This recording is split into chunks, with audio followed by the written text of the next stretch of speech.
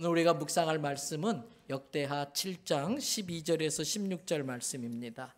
구약성경 665페이지 역대하 7장 12절에서 16절의 말씀을 읽어갈 때에 저와 여러분들에게 하나님의 음성으로 들려지는 은혜가 있길 바랍니다. 밤에 여호와께서 솔로몬에게 나타나사 그에게 이르시되 내가 이미 내 기도를 듣고 이곳을 택하여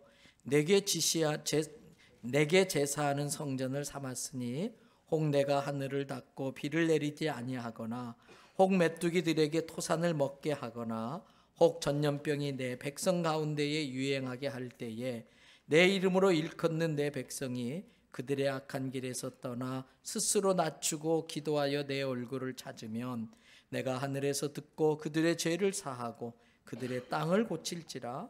이제 이곳에서 하는 기도에 내가 눈을 들고 귀를 기울이리니 이는 내가 이미 이 성전을 택하고 거룩하게 하여 내 이름을 여기에 영원히 있게 하였음이라. 내 눈과 내 마음이 항상 여기에 있으리라. 아멘. 할렐루야.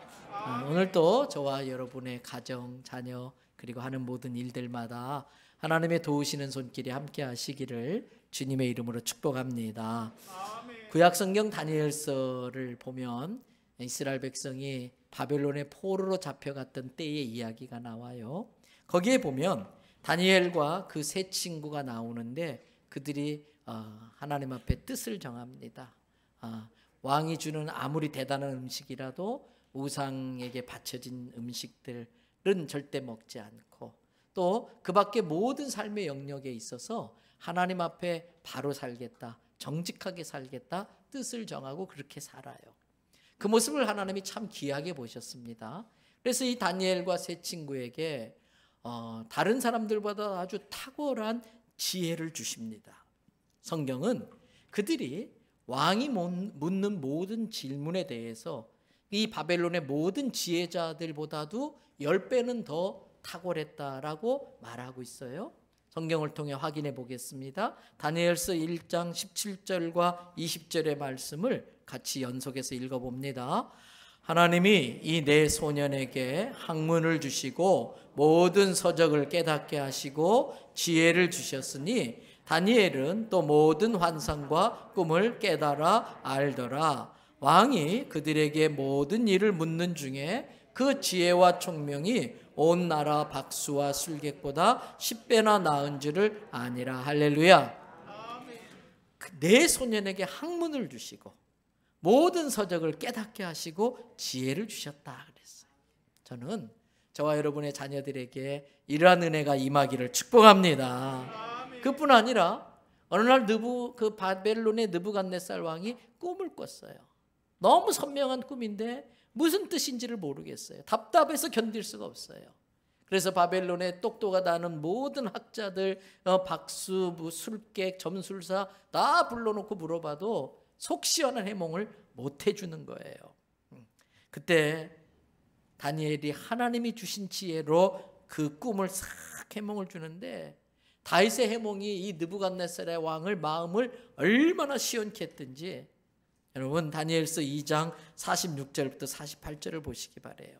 이에 느부갓네살 왕이 엎드려 다니엘에게 뭐 했다고요? 왕이 자기 부하한테, 그것도 이스라엘 예루살렘에서 잡혀온 포로 출신의 부하한테 절까지 해요. 얼마나 감동을 했든지. 그리고 예물과 향품을 그에게 상으로 주는 거예요. 뿐만 아니라 47절에 왕이 다니엘에게 말하되 네가 믿는 하나님이 진짜 신이다. 모든 세상의 왕의 최고 우두머리 주제이시다.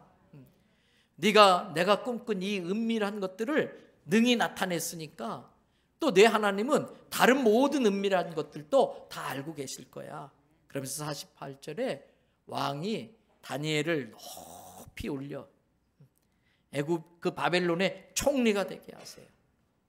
그에게 귀한 선물을 많이 주고 그를 세워서 바벨론 온 지방을 다스리며 바벨론의 모든 지혜자의 어른으로 삼았다 그랬어요.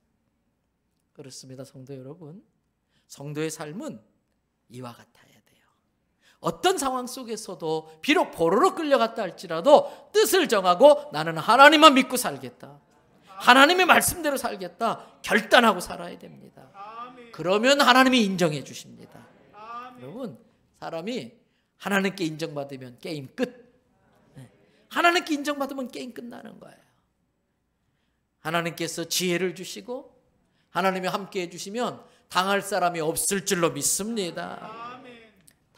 다니엘이 왕의 마음을 시원케 해준 것처럼 성도는 이 세상에 예수님을 몰라서 불안해하고 두려워하는 사람들의 마음을 시원케 해줘야 할 줄로 믿습니다. 성도가 세상의 말에 귀를 기울일 것이 아니라 세상이 성도의 말에 귀를 기울이게 만들어야 됩니다. 성도가 세상 사람들의 말에 넘어가가지고 그 세상 사람 따라가서 교회 다니는 사람이 점 보러 다니고 사주팔자 보러 다니면 안 돼요. 제가 왜 이 말하는지 아세요? 서울 미아리에 옛날 점집이 많았어요. 거기 목회하시던 목사님이 그러시더라고요. 자기가 한 번은 점집 앞을 지나가는데 와서 자꾸 점 보고 가래요. 그래서 내가 목사입니다 그랬더니 우리 교회 집사 단골들이 많아요 그러더래요. 세상 사람들이 고민을 가지고 성도를 찾아와서 상담하게 만들어야지. 성도가 세상 사람들 다니는 데 다니면서 고민을 해결하려고 하면 안 되지요. 세상 사람들이 성도의 말을 신뢰하고 존경해서 느부갓네살 왕이 다니엘에게 절하는 것처럼 성도를 신뢰하고 존경하고 성도에게 선한 영향력을 받으며 살게 만들어야 돼요. 저는 저와 우리 교회 성도들이 일터에서나 직장에서나 그러한 사람들이 되기를 축복합니다. 그런데 성도가 세상에서 그렇게 살면요, 사단이 그냥 놔두질 않아요. 끊임없이 공격해요. 사단이 모함을 해요. 그 사단의 공격은 예수님이 다시 오실 때까지 계속될 겁니다. 그런데 아십니까? 내가 사단의 공격을 받고 있다면 그건 내가 성도라는 또 다른 증거예요. 내가 말씀대로 살려다가 시련을 당하고 고통을 당하면 그건 연단이고 성도라는 증거예요. 그런데 어려운 일을 당할 때에 내가 옛날에 잘못한 일을 저질러 가지고 어려운 일 당하는 걸 연단으로 시험으로 생각하면 안 돼요. 그건 징계예요, 징계. 그러나 내가 말씀대로 살려다가 어려움을 겪으면 그건 내가 성도라는 증거이고 하나님이 더 크게 쓰기려고 그 어려움을 허락하셔서 나를 훈련하고 있다는 걸 깨닫기 바랍니다. 다니엘과 그의 친구들이 말씀대로 살려고 했더니 하나님의 은혜로 잘 나가기 시작합니다. 사단이 그냥 놔두지 않아요. 또 공격을 합니다. 느부갓네살 왕의 마음을 부추겨 가지고 금신상을 크게 만들어요. 그리고 다 거기에 절해라. 절 안 하면은 저 펄펄 타오르는 풀무불에 다 집어던질 거야. 명령을 내려요. 여러분, 이때가 중요합니다. 이때가 중요해요. 신앙생활은 늘 선택입니다. 신앙생활은 늘 결단입니다. 이때 성도들은 내 목숨을 지킬 건가 버릴 건가, 이게 나한테 이익이 되나 손해가 되나, 이게 내가 승진할 일인가 쫓겨날 일인가, 이것이 아니에요. 성도의 삶은 신앙적인 상식적인 판단이 아니라 하나님을 믿는 믿음으로 신앙의 결단으로 선택을 해야 돼요. 이익이 되냐 안 되느냐, 출세하느냐 성공하느냐, 이게 아니라 이게 하나님에게 맞냐 안 맞냐, 그 신앙적인 결단으로 선택을 해야 되는 겁니다. 모두가 금신상에게 절할 때에 다니엘의 세 친구는 그렇게 하지 않았어요. 모두가 다 그렇게 해도 진리가 아니라면 노할 수 있어야 돼요. 모두가 다 그렇게 해도 진리가 아니면 그렇게 하지 않을 수 있어야 돼요. 그걸 몰래 지켜본 그 바벨론의 고위 관료들이 느부갓네살 왕한테 가서 일러 바칩니다. 왕의 명령을 무시하고 왕의 명령을 쌩까고 절을 안 합디다. 그들을 아끼는 느부갓네살 왕이 안타까웠어요. 왕이 내린 명령이라 그렇게 해야긴 하겠지만 그들을 죽이는 게 안타까웠어요. 그래서 그들을 살려주려고 불러가지고 이야기합니다. 야, 그 절 한번 해주면 안 되냐? 그게 뭐 대단하다고, 한번 굽었다 일어나면 될 텐데 그러면 살려줄게. 근데 다니엘의 세 친구가 단호히 거절해요. 다니엘서 3장 15절에서 18절 보세요. 이제라도 너희가 준비하였다가 나팔과 피리와 수금과 사면금과 양금과 생황과 및 모든 악기 소리를 들을 때에 내가 만든 신상 앞에 엎드려 절하면 좋거니와 너희가 만일 절하지 아니하면 즉시 너희를 맹렬히 타는 풀무불 가운데 던져 넣을 것이니 능히 너희를 내 손에서 건져낼 신이 누구이겠느냐 하니 사드락과 메삭과 아벳느고가 왕에게 대답하여 이르되, 우리가 마치 다니엘의 세 친구인 것처럼 그 다음 계속해서 읽어보십시다. 느부갓네살이여, 느부갓네살이여, 우리가 이 일에 대하여 왕에게 대답할 필요가 없나이다. 17절, 왕이여, 우리가 섬기는 하나님이 계시면 우리를 맹렬히 타는 풀무불 가운데에서 능히 건져내시겠고 왕의 손에서도 건져내시리이다. 18절, 그렇게 하지 아니하실지라도 왕이여, 우리가 왕의 신들을 섬기지도 아니하고 왕이 세우신 금신상에게도 절하지 아니할 줄을 아옵소서. 그 말에 느부갓네살 왕이 자존심이 팍 상했어요. 왕의 체면이 구겨졌어요. 화가 머리끝까지 난 느부갓네살 왕이, 여봐라, 저 풀무불을 7배나 더 뜨겁게 타게 해라. 풀무불이 확, 그리고 그들을 묶어서 집어 던지라는 거예요. 불길이 얼마나 싸나웠던지 그들을 묶어서 집어 던지려고 갔던 그 군인들까지도 근처에 가자마자 불길이 올라와서 그 자리에 다 죽고 말았어요. 그리고 다니엘의 세 친구만 그 풀무불 구덩이에 떨어지고 만 겁니다. 이게 성도의 삶이에요. 이게 성도의 삶이에요. 풀무불에 던져지는 한이 있더라도 나는 하나님만 섬길 거야. 내가 풀무불에 던져지는 한이 있더라도 나는 하나님만 경배하고 하나님만 섬길 거야. 이게 성도의 삶이에요.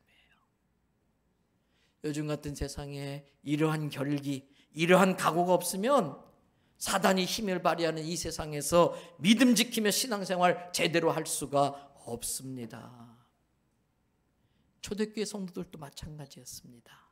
그들은 유대교 유대인들에 의해서 아주 극심한 핍박과 환난을 당했습니다. 그럼에도 끝까지 믿음을 지키고 신앙을 지켜나갔습니다. 그들이 어떠한 고난을 받았는지 여러분 혹시 상상이 되시나요? 영화를 본 적이 있으시죠? 원형 경기장에서 사자에게 잡혀 죽는 그 초대교회 성도들의 모습을 봤지요. 근데 나중에 더 약이 오를 일이 있었잖아요. 내려와서 보고서 막 화를 내잖아요. 왜? 다 웃으면서 죽었어요. 사자에게 뜯겨 죽은 그 사람들의 얼굴이 그렇게 평안할 수 없고 얼굴에 웃음기가 있는 걸 보고 더 약이 올라서 발발 팡팡 뛰었잖아요. 여러분, 그때의 모습을 히브리서 기자는 히브리서 11장 36절에서 38절에 이렇게 전하고 있어요. 또 어떤 이들은 조롱과 채찍질뿐만 아니라 결박과 옥에 갇히는 시련도 받았다. 근데 이건 아무것도 아니에요. 37절 보세요. 돌로 치는 것과, 여러분 돌로 한 대 맞아봤어요? 한 대 이걸로 맞아보실래요? 도대체 얼만큼 돌에 맞아야 죽을까 사람이? 죽을 정도로 돌에 맞으려면 얼만큼 맞아야 될까? 돌로 치는 것과 뿐만 아니라 사람을 묶어놓고 톱으로 켰어요. 너 예수 믿을래 안 믿을래? 나 예수 포기 못합니다. 그래, 톱으로 반토막을 내버렸어.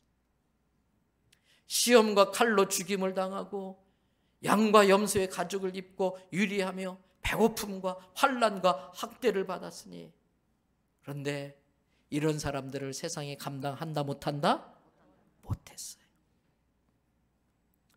여러분, 스데반 집사님을 비롯해서 수많은 초대교회 성도들이 돌에 맞아 이 땅에서의 삶을 막았어요. 사자에게 뜯겨 먹히면서 이 땅의 삶을 마쳤어요.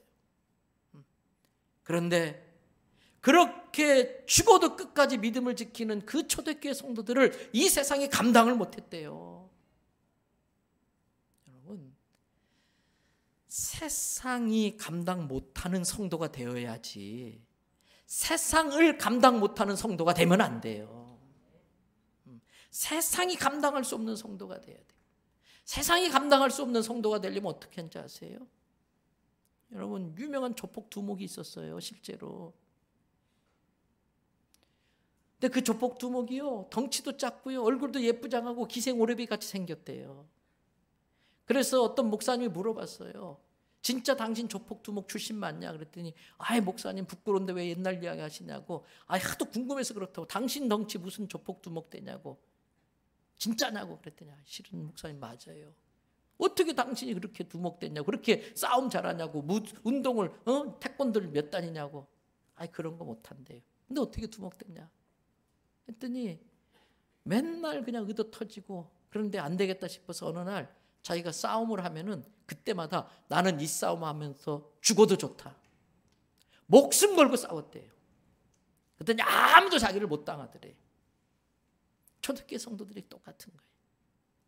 그들은 목숨으로 이 세상을 이겨냈어요. 죽음으로 이 세상을 이겨냈어요.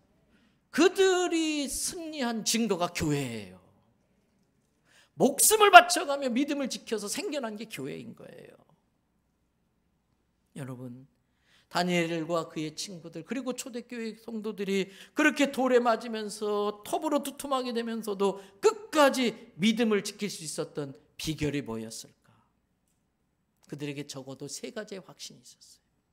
첫째는요, 천국에 대한 소망이 확실했었습니다. 이 땅에서 삶을 마치면 나는 천국 간다, 이 믿음이 너무나 분명했었어요. 그래서 히브리서 기자는 히브리서 12장 1절부터 3절에 많은 핍박과 환난 가운데 있는 초대교회 성도들을 끝까지 믿음 지키라고 격려하는 마음에서 이렇게 격려하고 있어요. 이러므로 우리에게 이미 믿음의 길을 끝까지 달려와 가지고 승리한 증인들이 구름대처럼 허다하게 많이 있다. 그들은 모두 다 인생의 무거운 짐과 얽매이기 쉬운 죄를 다 벗어던지고 끝까지 하나님을 믿는 믿음으로 인내함으로써 그들 앞에 당한 믿음의 경주를 끝까지 달린 사람이다. 2절, 그들이 힘들고 어려울 때마다 그들은 믿음의 주에 온전케 하시는 예수님만 바라봤다. 너희도 예수님만 바라보도록 해라. 예수님은 어떻게 했는가? 십자가를 지면서도 그 앞에 있는 기쁨을 위하여 십자가를 참았다. 그 앞에 있는 기쁨을 위하여 모든 부끄러움을 다 참아냈다. 모든 핍박을 다 이겨냈다. 그랬더니 지금은 어디에 계시다? 하나님 보좌 우편 하늘나라에 계시더라. 그러므로 3절, 너희가 예수 믿다가 피곤하기도 하고 낙심도 할 수 있지만 예수님이 이 모든 걸 참으시고 십자가까지 참으시고 천국에 간 것을 생각하고 끝까지 이 믿음의 경주를 달려가라. 사랑하는 대연성교회 성도 여러분, 예수님 곧 오십니다. 그때 우리는 주님의 신부가 되어서 신랑 되신 예수님을 맞이하고 예수님과 함께 천국에 들림받을 걸 믿으시기 바랍니다. 그 천국은 온전한 곳이에요. 그 천국은 완전한 곳이에요. 그 천국은 슬픔이 없고 아픔도 없고 고통도 없는, 고난도 없는 곳이에요. 그곳에 우리가 생각한 것보다 훨씬 더 빠른 시간 안에 가게 될 것입니다. 이것이 우리의 믿음입니다. 왜 이것이 우리의 믿음이 되어야 되나? 거짓말할 수 없는 예수님이 분명히 약속하셨기 때문에. 요한복음 14장 1절부터 3절을 보세요. 너희는 마음에 뭐하지 마라? 근심하지 마라. 하나님을 믿으니 또 예수님을 믿어라. 예수님의 약속을 믿어라. 예수님의 말씀을 믿어라. 예수님이 뭐라고 약속하셨나? 2절, 내 아버지 집에 거할 곳이 많아. 그렇지 않다면 너희한테 이미 알려줬겠지. 그런데 내 아버지 집에 거할 곳이 많아. 내가 너희를 위하여 영원히 너희가 머물 거처를 예배하러 지금 가. 3절, 가서 너희를 위한 거처가 다 준비되면 내가 다시 올 거야. 너희를 내게로 영접하여 나 있는 곳 그 하늘나라 천국에 영원토록 나와 함께 있게 할 거야. 누구의 말씀? 예수님의 말씀. 누구의 약속? 예수님의 약속. 우리가 믿는 예수님이 내게 해주신 약속. 여러분, 요한복음 14장 18절과 17절에서 27절도 보시기 바래요. 내가 너희를 뭐같이? 고와 같이 버려두지 아니할 거야. 너희는 고아가 아니야. 내가 너희에게 다시 올 거야. 그동안 내가 너희에게 27절 평안을 줄 텐데 그건 나의 평안인데 세상이 주는 평안과 다르단다. 그 평안은 나를 믿는 믿음으로부터 오는 것이니 그 믿음을 가지고 너희는 마음에 뭐도 하지 말고 믿심하지 말고 또 뭐도 하지 말아라 두려워하지 말아라. 사랑하는 대연설교회 성도 여러분, 몸은 비록 이 땅에 살고 있지만 우리의 마음은 늘 천국을 사모해야 할 줄로 믿습니다. 천국을 소망하시기 바랍니다. 천국을 실제하시기 바랍니다. 여러분, 연세 드신 어르신들 계시지요? 저보다 연배가 많으신 분, 특별한 사건 사고 특별한 경우가 아니면 아마 저보다는 먼저 가실 것 같아요. 억울하세요? 억울할 거 하나도 없어요. 정말 천국에 대한 믿음이 있다면 나이 드시는 걸 서러워하지 마십시오. 왜? 천국 갈 날이 더 가까워졌기 때문에 기뻐해야 할 일이에요. 그것은. 천국에 대한 믿음이 있는 사람은 나이 드는 게 서러운 게 아니라 내가 주님 계신 그곳에 곧 갈 수 있는 날이 가까워졌다는 것 때문에 오히려 감사하고 기뻐할 일이에요. 그래서 연세가 드시고 나이가 머리가 허해지는 건 하늘의 영광이고 존경받아야 될 일이고, 왜? 천국에 나보다 더 가까워진 그분들이 부러워져야 될 줄로 믿습니다. 두 번째로, 초대교회 성도들이 그렇게 극심한 핍박과 환난 속에서도 끝까지 믿음을 지켰던 이유 중에 하나는 주께서 그들에게 맡겨주신 사명 때문이었어요. 뭐 때문이라고요? 사명. 어떤 사명인가? 예수님이 죽은 지 3일 만에 부활하셨습니다. 그런데 바로 승천하지 않으시고 40일을 이 세상에 더 머무셨어요. 그러면서 자기 제자들에게, 자기를 따르는 무리들에게 신신당부하고 가신 부탁이 하나 있었어요. 마가복음 16장 15절에서 20절의 말씀. 또 이르시되 너희는 온 천하에 다니며 뭐하라고요? 만민에게 복음을 전해라. 만민에게 복음을 전해라. 16절, 너희가 그렇게 복음을 전할 때 그 복음을 깨닫고 믿고 세례를 받는 사람은 어떻게 된다? 구원받는다. 근데 복음 듣고도 믿지 않으면 어떻게 된다? 정죄받아 지옥 간다, 멸망당한다. 그러면서 그 다음 말 여러분 깊이 마음에 새기셔야 돼요. 너무나 귀한 말이에요. 17절, 믿는 자들에겐 표적이 따른대요. 기적이 나타난대요. 첫 번째, 너희들이, 믿는 자들이 예수의 이름으로 귀신을 쫓아낸다. 아멘. 지난주에 우리 자녀들이 중독에 걸려 있다 그랬어요. 게임 중독, 뭐 여러 가지 중독에 걸려 있어요. 근데 모든 중독 뒤에는 악한 영의 역사가 있어요. 더러운 귀신들의 역사가 있어요. 영적 분별력을 가지고 그걸 보셔야 돼요. 어떤 것으로도 안 돼요. 오직 예수의 이름으로만 쫓아낼 수 있는 거예요. 아멘. 너희가 믿음을 가지고 예수의 이름으로 명할 때에 모든 귀신들이 한 길로 왔다 7길로 달아나는 걸 믿으시기 바랍니다. 아멘. 그게 우리의 믿음이에요. 그리고 예수님을 믿으면 달라져요. 가장 먼저 언어가 달라져요. 새 방언을 말하며, 부정적인 말을 하던 사람이 믿음의 말을 하기 시작해. 저주를 내뱉던 사람이 축복을 선포하기 시작해. 원망하던 사람이 감사의 고백을 하기 시작해. 다른 어떤 방언보다도 그러한 새 방언이 우리 입에 담겨지기를 바랍니다. 그리고 18절에 예수를 믿는 자들은요, 뱀을 짚는다. 성경에서 뱀은 사단이에요. 사단이 우리를 가지고 노는 게 아니라 우리가 사단을 가지고 지리고 딱 움켜쥐고서 까부르고 장난쳐야 할 줄로 믿습니다. 사단에게 놀아나는 성도가 아니라 사단을 조롱하고 비웃는 성도가 돼야 돼요. 또 무슨 독을 마실지라도, 여러분 요즘 세상은요, 우리가 몰라서 그렇지 이 미세먼지 어떻게 막아요? 마스크 쓴다고 되는 게 아니에요. 우리 속에 발암물질, 중금속 얼마나 들어오는지 몰라요. 우리도 모르고 마시는 것들이 얼마나 많은지 몰라요. 식당에서 나름대로 깨끗하게 한다고 하지만 어떤 식당들은요, 그거 음식 조리 과정 보면 먹기가 쉽지 않은 식당도 있지 않겠어요? 뭐 이렇게 했다가 음식을 만질 수도 있는 것이고, 이렇게 했다가 만질 수도 있는 것이고, 무슨 독을 마실지라도. 그런데 믿는 자는 해를 받지 아니한다. 아멘. 또 병든 자에게 손을 얹은즉 나으리라. 아멘. 여러분, 그 사람이 낫건 안 낫건 주님이 하실 일이야. 그 사람이 믿음이 있어서 나으면 감사하고 안 나으면 할 수 없고, 그러나 나는 시켰으니까 믿음을 가지고 병든 자를 위해 기도하는 거예요. 이렇게 주님이 약속하신 다음에 19절에 보니까 하늘로 쫙 올라가셔서 어디에 앉으시니라? 하나님의 우편에 앉으시니라. 그걸 본 제자들, 예수를 모른다고 부인하고 도망치고 문 꼭꼭 걸어 잠그고 벌벌 떨던 제자들이 문을 박차고 나온 거예요. 그리고 자기의 생사 여탈권을 쥐고 있는 그 법정 앞에서도 담대히 두루나가 복음을 전할세. 복음을 전했더니 그 다음 말이 중요해요. 주께서 어떻게 하셨어요?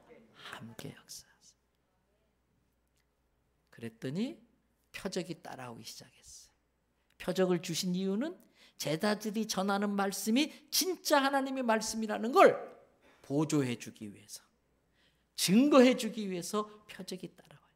가끔 그래요. 목사님, 성경이 그랬는데 왜 기적이 안 나타나요? 기적의 조건들이 있어요. 복음을 전할 때에 주님이 함께 하심으로 표적이 따라오는 거예요. 그로 말미암아 나의 이득을 취하는 게 아니라 하나님의 살아계심과 하나님의 말씀이 진리라는 걸 온 세상 사람들이 믿게 하려고 표적을 주시는 거예요. 그럴 때 표적이 나타나요. 사랑하는 성도 여러분, 사명을 감당하고 천국 가는 우리 되기를 바랍니다. 하나님은 항상 우리에게 가장 좋은 것 주시는 하나님이신 줄로 믿습니다. 믿으십니까? 그런데 왜 그 좋은 천국을 지금 당장 안 주실까요? 이 죄의 유혹을 받기 쉽고 죄짓기 쉬운 세상에 우리를 왜 이렇게 계속 놔둘까요? 빨리 하늘나라 데려가시지. 이유가 있어요. 우리가 천국 가는 만큼이나 아주 중요한 일이 아직도 남아있어서 그래요. 그것은 아직 예수님이 구주인 걸 깨닫지 못하고 예수님을 믿는 믿음이 없고 하나님을 모르는 사람들이 지옥에 멸망당하는 것을 안타깝게 여기어서 그들을 빨리 구원해달라고 그 일을 하라고 우리를 남겨두신 거예요. 왜? 그들도 우리만큼 소중한 하나님의 자녀이기 때문에. 우리만 하나님의 자녀가 아니라 교회 밖에 있는 이 세상 사람들도 비록 지금 상태로는 마귀의 거짓말에 속아 죄짓다가 지옥에 멸망당할 사람들이지만 그래도 그들도 하나님의 자녀이니까 하나님은 우리를 통해 그들을 구원하길 원하는 거예요. 그래서 우리 주변에는, 내 주변에는 내가 아니면 절대 복음을 들을 수 없는 사람이 아직 있어요. 내가 아니면 절대 예수가 누구인지를 모를 수밖에 없는 사람이 남아 있어요. 그 사람의 영혼을 구원하라고 하는 그 사명 감당하라고 우리를 남겨두신 것입니다. 그래서 우리에게 너희는 온 천하에 다니며 만민에게 복음을 전하라고 명령한 겁니다. 늦게 사도로 부름을 받았던 사도 바울은 그 예수님께서 자기에게 그 사명 맡겨준 게 얼마나 고마운지, 그 죽어가는 영혼 구원하는 그 사명 맡겨준 게 얼마나 감사한지 사도행전 20장 22절에서 24절에 이런 고백을 해요. 보라, 이제 나는 성령에 매여 성령의 감동 따라 성령에 붙들려서 성령님이 시키는 대로 예루살렘으로 갈 거야. 그런데 그 예루살렘에서는 내가 무슨 일을 당할지 몰라. 왜? 나를 죽이려는 사람들이 숨어서 기다리고 있으니까. 근데도 나는 갈 거야. 23절, 오직 성령이 각성해서 내게 증언하여 알려주시는데 그 성에 가면 나를 묶을 결박과 환난이 기다린다고 하시지만 모르고 간 게 아니에요. 가면 뻔히 환난과 핍박을 당할 걸 알면서도 복음 증거를 위해, 영혼 구원을 위해 사도 바울은 간 거예요. 그러면서 24절에 이런 고백을 해요. 나의 달려갈 길과 주께서 내게 맡긴 모든 사명을 마치려 하면은 나의 목숨을 조금 더 귀한 것으로 여기지 아니하노라. 주께서 가라고 한 그 길을 끝까지 갈 때까지, 주께서 맡겨주신 사명, 하나님의 은혜의 복음을 증언하는 일을 마칠 때까지는 나의 생명조차도 조금 더 귀하게 여기지 않고 그 길을 가겠다. 그러면서 그렇게 충성스럽게 그 사명의 길을 걸어왔던 사도 바울이 임종이 가까워지자 천국을 소망하면서 자기의 믿음의 아들 디모데를 불러요. 그리고 디모데야, 내가 갈 시간이 다가왔다. 내가 주께 받은 사명을 이제는 나는 너에게 부탁한다. 그러면서 디모데후서 4장 5절부터 8절 이렇게 말해요. 그러나 너는 모든 일에 신중해라. 고난을 받으며 전도자의 일을 하며 내 직무를 다하라. 전도자의 일을 하고 직무를 다하는 게 쉬운 일은 아니에요. 고난을 받아요. 근데 그 고난 받을 때에 신중해라. 흥분하거나 부안해동하거나 호들갑 떨지 말고 신중해라. 그러면서 6절, 나는 하나님께 드리는 제사처럼 전제와 같이 내 생명을 쏟아붓고 있는데 내가 떠날 시간이 가까웠구나. 7절, 나는 선한 싸움을 싸웠다.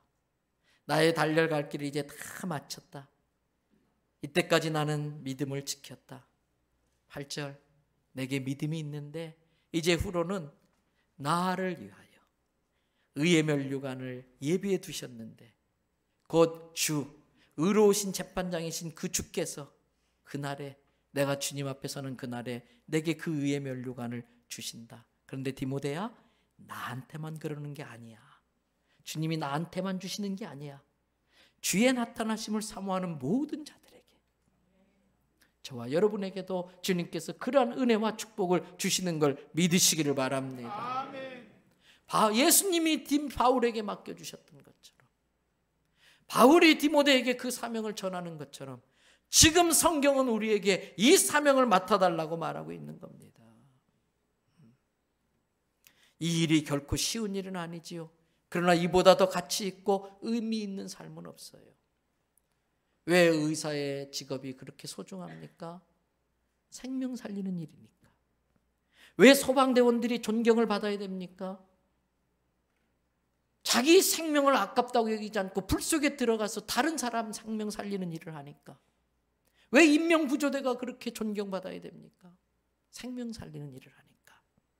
그런데 그들이 참 귀한 일을 하지만 그건 이 땅에서 유효한 일이에요. 이 땅에서만 효력이 있는 일이에요. 근데 전도는, 영혼 구원을 하는 것은, 복음을 전하는 것은 이 땅에서 하나님의 자녀로 살게 할 뿐만 아니라 천국까지 효력이 있는 일이에요. 그 일이 너무나 귀하니까 이 사명을 감당해야 되지요. 그래서 정말 그렇게 사명을 감당하며 우리의 삶을 마칠 때까지 그 일을 잘 감당하라고 주님이 또 주시는 약속이 있어요. 마태복음 28장 20절 보세요. 다 같이 읽어보실까요? 내가 너희에게 분부한 모든 것을 가르쳐 지키게 하라. 볼지어다 내가 세상 끝날까지 너희와 항상 함께 있으리라 하시니라. 아까 서두에 말씀드렸죠. 다니엘에게 하나님이 함께 하시니까 바벨론의 최고의 학자도 풀지 못하던 문제를 풀더라는 거예요. 하나님이 함께 하시면 그 인생 게임 끝난 거잖아요.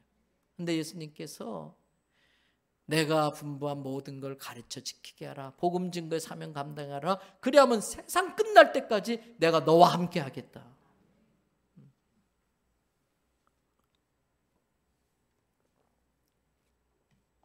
그렇습니다. 초대교회 성도들이 돌에 맞아 죽으면서도, 톱으로 두투막 나면서도 끝까지 이 믿음의 길을 갈 수 있었던 건 천국에 대한 확실한 믿음, 그리고 주께서 맡겨주신 그 사명이 너무나 귀했기 때문에, 그리고 끝까지 갈 수 있었던 세 번째 비결, 그 사명을 갖고 살아가는 자에게 주님이 함께 해주셨기 때문에, 아멘. 주님이 나와 함께 하신다는 그 믿음, 그것이 그 길을 끝까지 가게 만드는 거예요. 앞에서 우리는 다니엘의 세 친구들이 왕이 만든 금신상에 절하지 않는다는 이유 때문에 맹렬히 타는 풀무불에 던져질 때에 마지막 했던 그 말을 기억하실 겁니다. 한 번 더 살펴볼까요? 다니엘서 3장 17절 18절에 왕이요, 우리가 섬기는 하나님이 계시다면 우리를 맹렬히 타는 풀무불 가운데에서 능히 건져내겠고 왕의 손에서도 건져내리이다. 그렇게 아니하실지라도 왕이요, 우리가 왕의 신들을 섬기진 않을 겁니다. 왕이 세우신 저 금신상에게 절하지도 아니할 줄을 아시옵소서. 그러다가 풀무불에 던져져 버렸어. 근데 놀라운 일이 벌어져요. 놀라운 일이 벌어져요. 느부갓네살 왕이 안타까운 마음으로 그 세 사람이 던져진 푸른 뿔을 바라보는데, 던져질 땐 분명히 3명이었는데 4명이 거기서 걸어 다니고 있는 거예요. 꺾고 물고서 던져버렸는데 4명이 다니고 있어요. 그때 상황을 다니엘서 3장 24절부터 25절에 이렇게 전하고 있어요. 그때 느부갓네살 왕이 놀라 급히 일어나 그걸 가만히 들여보다가 깜짝 놀래 벌떡 일어난 거예요. 이게 뭔 일이래? 꼭꼭 묶어서 3명 던졌는데 4명이 저렇게 돌아다니고 있네? 놀래가지고서 옆에 있는 참모한테 물은 거예요. 야, 우리가 꽁꽁 묶어서 불에 던진 사람이 3사람 아니더냐? 그들이 말해요. 예, 맞습니다. 3사람 분명합니다. 근데 야, 저거 봐라. 25절. 내가 보니 결박되지 아니한 4사람이 불 가운데 다니는데 어떻게 해요? 상하지도 아니했고. 4번째 사람의 모양을 봤더니 뭐와 같도다? 신들의 아들 같다. 왕이 가까이 가서 얘들아 빨리 나와라, 빨리 나와라. 그때 그들이 아마 웃었겠지요. 가슴 탁 내밀고 팍 나왔겠지요. 3장 27절은 이렇게 증거하고 있어요. 총독과 지사와 행정관과 왕의 모사들이 모여 이 사람들을 본즉 불이 능히 그들의 몸을 해하지 못하였고 머리털 하나 그슬리지 아니했고 그 열기에 이 겉옷에 빛도 하나 발하지 아니하고 불에 탄 냄새도 없었더라. 여러분, 옛날 이야기가 아니에요. 사람이 만든 전설이 아니에요. 실제 있었던 일이에요. 그래서 이게 성경에만 나오는 게 아니라 요새는 고고학이 발달하다 보니까 바벨론 지역에 옛날 유물들이 막 발굴되기 시작하는데 바벨론에 있던 그 성터에 이 벽 같은 데에 이 그림, 이 장면을 설명하는 그림이 새겨진 유물들이 지금 발굴되고 있어요. 옛날엔 사람들이 글을 몰랐으니까 그림으로 역사를 전하고 있었던 일을 전하는데 그러한 그림들이 발견되고 있어요. 그렇습니다.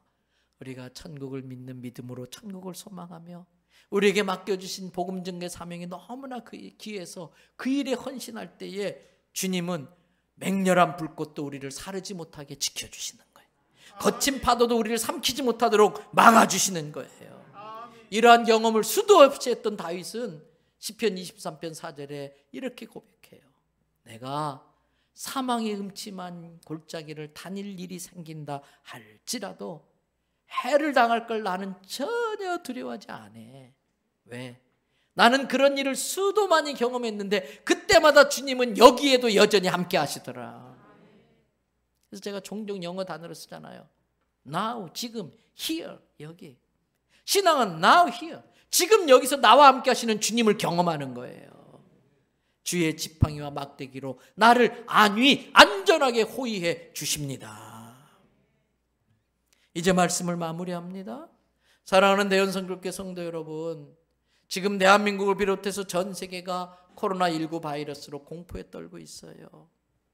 이 정부가 잘 막았다고 큰 소리 쳤지만 이단 신천지 집단에 의해서 한 방에 날아가 버렸어요. 하루아침에 뚫리고 말았어요. 나라 전체가 그냥 다 뒤숭숭해졌어요. 이럴 때 성도들은 어떻게 해야 됩니까? 이럴 때 성도들은 어떻게 해야 됩니까? 예수님은 마태복음 10장 15절 16절에서 이렇게 말씀하셨어요. 내가 진실로 너희에게 이르노니 심판날에 소돔과 고모라 땅이 그 성보다 견디기 쉬우리라.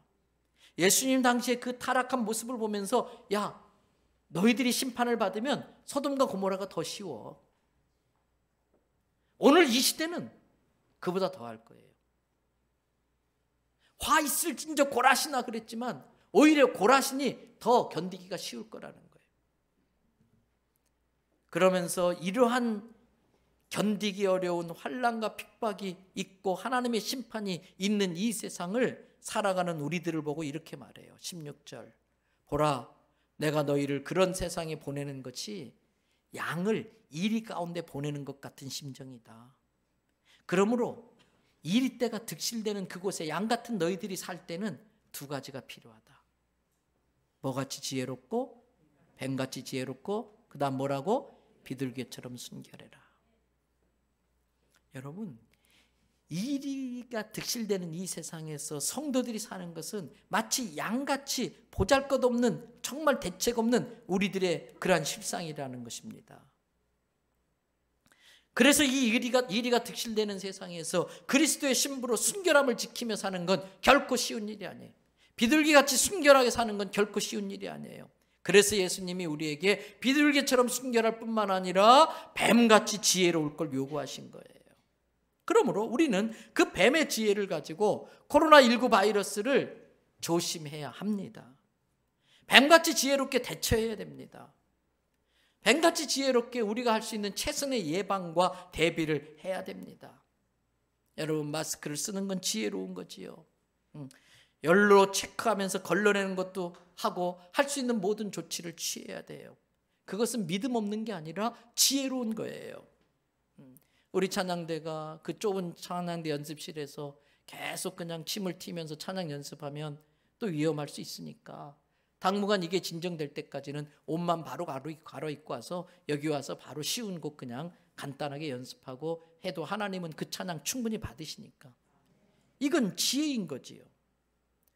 그러나 그럼에도 불구하고 성도는 세상 사람들과 달라야 됩니다. 지금 일어나는 모든 이러한 사태는 마지막 때에 당연히 나타나는 현상이라고 성경은 말해요.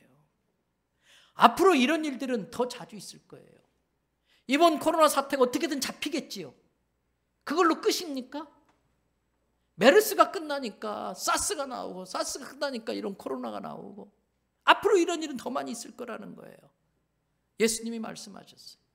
마태복음 24장 4절부터 14절에 예수께서 대답하여 이르시되 너희가 사람의 미혹을 받지 않도록 주의해라. 5절 많은 사람이 내 이름 예수의 이름으로 와서 내가 그리스도다, 내가 구세주다라고 하면서 많은 사람을 미혹할 거다. 신천지 이만희가 그거잖아요. 이 어리석은 사람들이 지금 그 신천지한테 재산 다 갖다 바치고 집 하나 다 갖다 바치고.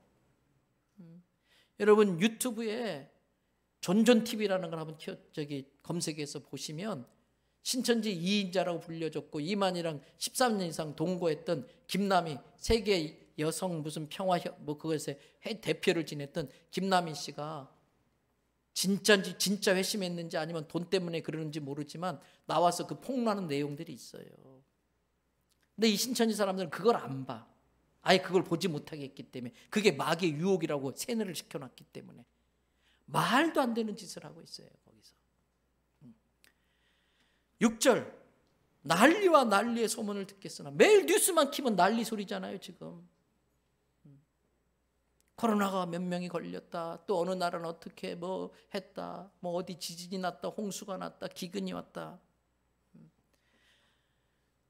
그런 소문을 듣겠으나 너희는 삼가 두려워하지 말라. 여기 삼가라는 게 뭐예요?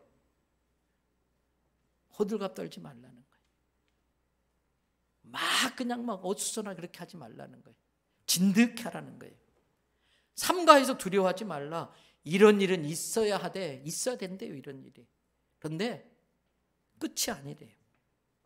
또 7절 민족과 민족, 종족끼리 싸움을 시켜서 저 종족은 씨를 말려버려야 돼. 종족 말살 정책이라는 끔찍한 단어를 쓰잖아요. 한 종족을 이 땅에서 아예 없애버리겠다는 거예요. 그런 전쟁들이 있어요. 나라와 나라를 대적하여 일어나고 곳곳에 기근과 진진이 있으리니.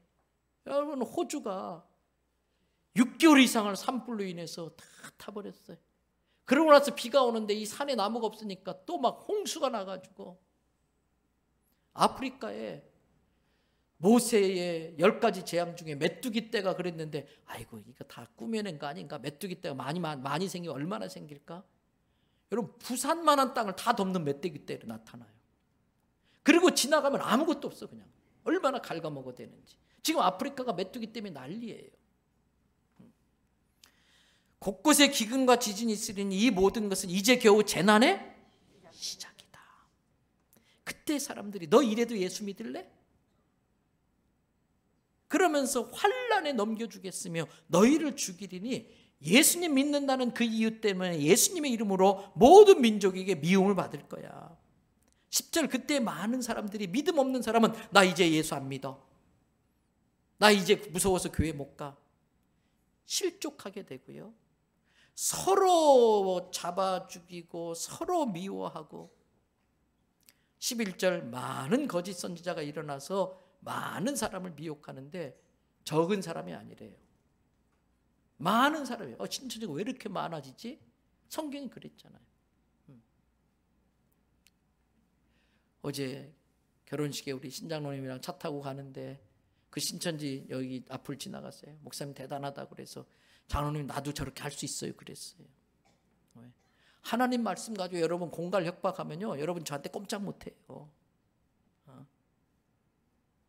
전화해가지고 집사님, 내가 집사님 가정에서 특별 금식 기도하는데 하나님께서 집사님 집에 앞으로 큰 일이 있을 거래. 하나님이 나를 미리 알려주셨는데 하나님 앞에 특별히 별미 준비해서 오세요. 한 3천만 원 빨리 준비해서 오세요. 가져올 사람 많아요.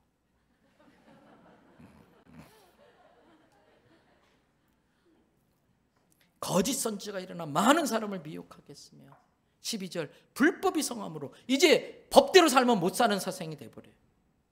법대로 살면 바보 되는 세상이 돼버려요. 불법이 성함으로 많은 사람의 사랑이 식어진다. 아이고 내 목숨 지키기도 급급한데 남의 목숨 어떻게 챙겨줘? 나 먹고 살기도 힘든데, 내 자식 챙기기도 힘든데 남의 일 어떻게 내가 챙겨? 불법, 사랑이 식어지는 거예요. 13절 그럼에도 불구하고 그걸 다 이겨내고 끝까지 믿음을 지키는 자는 구원을 얻으리라. 그래서 그렇게 끝까지 믿음을 지키며 사명을 감당하는 사람을 통해 14절 천국 복음이 모든 민족에게 전파되면은 그때야 이 세상에 끝이 온다는 거예요. 그러므로 사랑하는 대연성교회 성도 여러분, 이런 일들로 요동하지 마십시오. 흔들리지 마십시오. 오히려 자기의 믿음을 점검하는 계기로 삼으십시오. 마지막 때를 미리 준비하는 연습을 하십시오.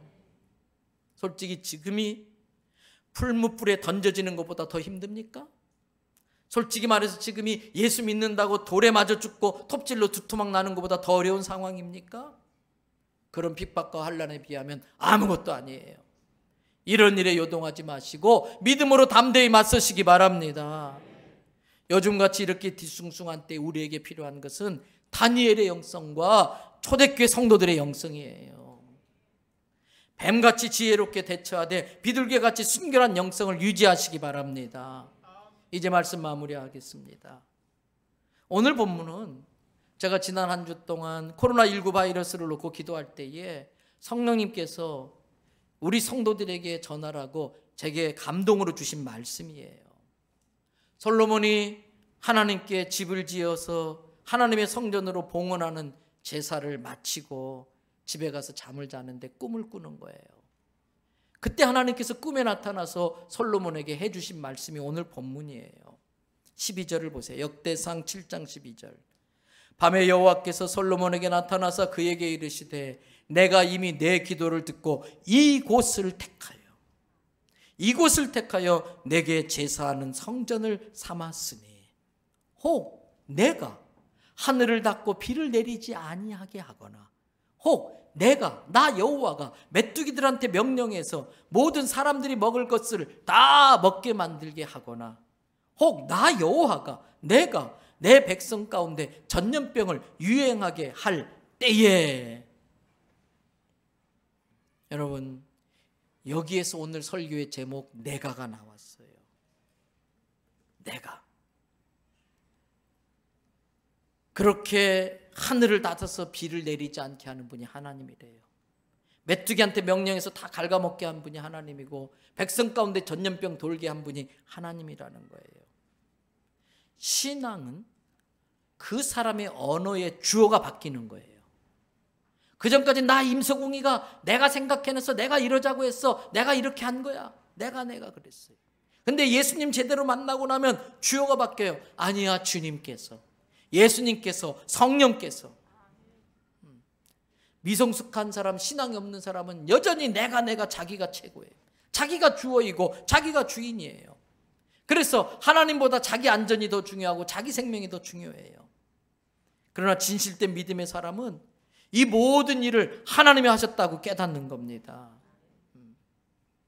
우리가 그 이유를 알든 모르든, 원하든 원하지 않든, 내게 손해가 되든 되지 않든 다 하나님이 하시는 일이에요. 다 하나님이 허락하셔야 가능한 일이에요. 이것이 우리의 믿음인 것입니다. 그렇다면 이런 일이 일어나게 되는 데에는 분명히 하나님의 의도가 있을 겁니다. 늘 말씀드려요. 고난을 주신 분의 뜻이 이루어지면 끝납니다. 고난을 주신 분의 의도가 이루어질 때 끝나는 겁니다. 그렇다면 지금의 이 모든 일들을 디자인하신 분이 하나님이라는 게 우리의 믿음이라면 그 하나님의 의도가 이루어져야 이 코로나 바이러스는 끝나는 거예요. 그러면 어떻게 하나님의 의도를 알고 이루어 드릴 것인가? 오늘 본문 14절을 보세요. 내 이름으로 일컫는 내 백성이, 예수님 믿고 하나님의 자녀가 되면 그때부터 하나님의 이름으로 일컬어져요. 하나님의 자녀라고 불리어져요. 다른 사람들 보고 뭐라고 하지 않으셨어요. 내 이름으로 일컫는 내 백성이 그들의 악한 길에서 떠나야 된다. 다른 사람이 아니라 내 백성이 자기를 스스로 낮추고 하나님 앞에 납작 엎드려 기도해서 하나님의 얼굴을 구하면, 은혜를 구하면 내가 하늘에서 내 백성의 기도를 듣고 그들의 죄악을 사하고 그들의 땅을 고쳐주겠다. 여러분, 중국 사람 탓할 게 아닙니다. 신천지 탓할 게 아닙니다. 여러분, 신천지 오는 거 두려워하지 마세요. 그 사람들은 두려워할 사람들이 아니라 불쌍히 여겨야 될 사람들이에요. 옛날에 교회에서 신앙생활하던 가락은 있어서 문이 다 폐쇄되니까 주일은 왔지, 그래도 어디는 가야 될 것 같고 그래서 찾아왔어요. 그나마 그러한 믿음이 있는 거예요. 그들을 두려워할 게 아니라 이런 기회에 우리 교회 와서 예수 믿고 회개하고 주님께 돌아오게 되기를 바랍니다. 혹시라도 그런 분 계시면 이게 기회이고 은혜인 거예요. 신천지 탓할 게 아니에요. 정부와 보건당국 탓할 게 아닙니다. 내가 먼저 내 죄악을 깨닫고 하나님의 이름으로 일컫는 내가 먼저 회개해야 되는 거예요. 한국교회와 성도들이 잘못을 뉘우치고 회개하면 하나님이 살려주신다는 거예요. 15절 16절 보세요. 이제 이곳에 사는 기도에 내가 눈을 들고 귀를 기울이리니 이는 내가 이미 이 성전을 택하고 거룩하게 하여 내 이름을 여기에 영원히 있게 하였음이라. 내 눈과 내 마음이 항상 여기에 있으리라. 다른 길이 없어요. 실은 마스크 쓴다고 되는 게 아니에요. 세정제로 손 닦는다고 될 일이 아니에요. 이번 사태를 어찌어찌 넘겨도 또 이런 일은 계속될 거예요. 어려울 때일수록 기본으로 돌아가야 됩니다. 영적 존재인 그 사람들의 기본은 영적인 영역에서부터 문제 해결의 실마리를 찾아야 돼요. 사람은 영적 존재이기 때문에 문제를 영적 영역에서 찾아내야 돼요. 문제 해결의 길을. 요한복음 1장 2절에, 요한 3서 1장 2절의 말씀처럼 내 영혼이 잘 되어야 범사가 잘 되고 강건해지는 거예요. 영적인 문제가 해결되지 않으면 육적인 문제가 해결되지 않는 거예요. 성경은 분명히 말합니다. 마태복음 10장 28절에서 31절. 몸은 죽여도, 여러분 예수 믿어도 코로나 걸릴 수 있어요. 예수 믿어도 코로나 걸려서 죽을 수도 있어요. 근데 몸은 죽여도 영혼은 능히 죽이지 못하는 자들을 두려워하지 말아라. 진짜 우리가 두려워할 분은 몸과 영혼을 살리기도 하고 죽이기도 하고 천국에 보내기도 하고 지옥에도 보내시는 그 하나님을 두려워하라는 거예요. 29절.